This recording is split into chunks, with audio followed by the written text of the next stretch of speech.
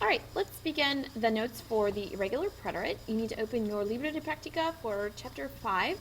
And please be aware this video is going to be done in 2 different parts, just to keep it from being too long. So here we go.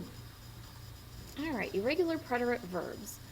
We've already discussed the regular preterite, just how to conjugate a verb in the past tense.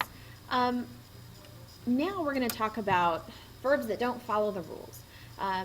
For the preterite, there are 4 different groups of irregular preterite verbs, and I've tried to group them together for you, so hopefully it'll make it a little easier to memorize this information.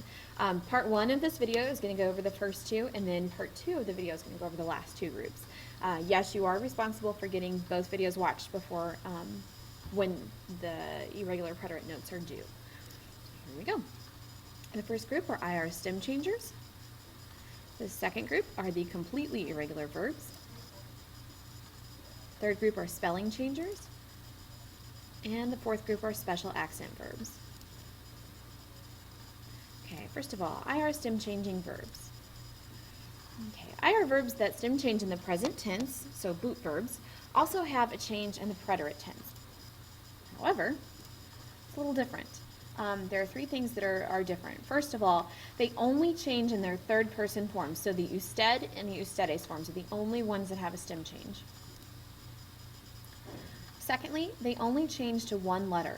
So if you have an O stem changer, it's going to change to a U, like the verb dormir, the O changes to a U.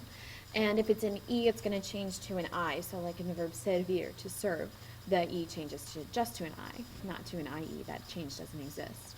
And then lastly, AR and ER stem changing verbs do not stem change in the preterite tense. So you don't even have to worry about those. You only have to worry about IR verbs stem changing.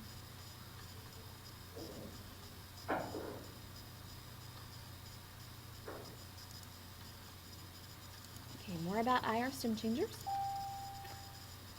Here are some examples for you. These examples are all stem changers. So again, if it's an O, it's going to change to a U, and an E, it's going to change to an I. Remember, it's always the final vowel that comes just before the infinitive ending, which is the AR, the ER, or in this case, the IR. So here's 2 examples for you, the verb dormir and the verb vestirse. If you'll notice over here with dormir, I've capitalized or made larger just the stem change, so it'll be a little easier for you to see. And then I included vestirse. It's an IR stem changer, and it also has a reflexive pronoun with it, so just to remind you that reflexive pronouns are attached to or come off the end of the infinitive and are moved to the beginning. So don't forget that.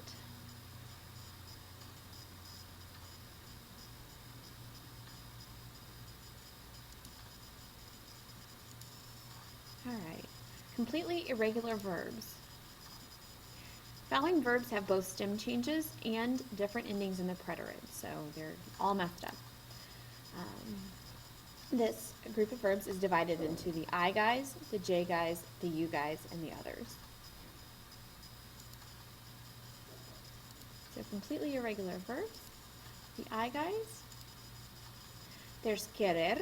So instead of just dropping the ER and having QUER as our stem, it actually has a spelling change and it becomes quis.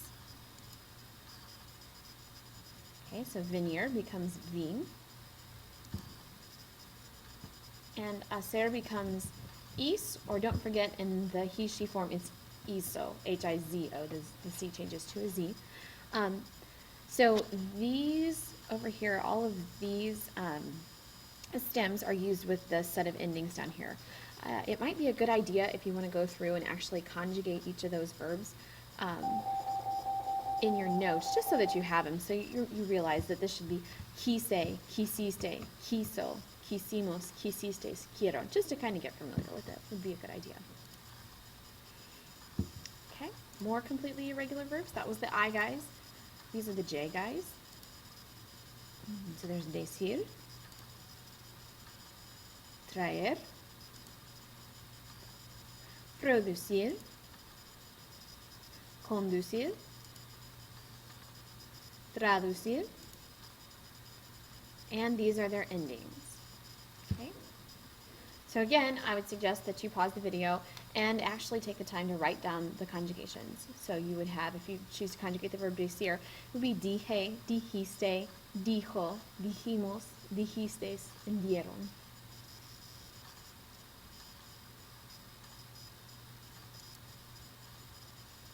Okay. Group number 3 are the you guys. Poner, poder, tener, haber, andar, estar, saber, caber, and here are their endings. So again, you're going to want to pause the video and conjugate. You can conjugate all of these verbs in the preterite, or you can just choose one or two just to give yourself an example of how a you guy conjugates. So if you choose to conjugate the verb tener, it's tuve, tuviste, tuvo, tuvimos, tuvistes, tuvieron.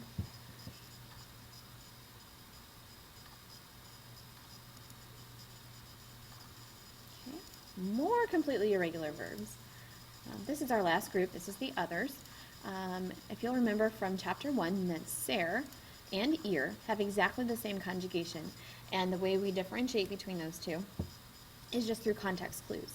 So fui, fuiste, fue, fuimos, fuistes, and fueron. This is a coupon verb, is what I call it. It's a 2-for-1. 2 verbs, 1 conjugation. So you have to pay super close attention to your context clues to know if we mean ser or ir. Okay, the verb dar, di, diste, dio, dimos, distes, and dieron. And ver, vi, viste, vio, vimos, vistes, and vieron. Please do go ahead and write down these conjugations because they are completely irregular. There's no pattern. There's no matchup for these. There's nothing to, like before where I showed you the stems and the endings. It's not like that. These verbs have their own specific conjugations. So please make sure you have this written down. And don't forget to watch part 2 of this video.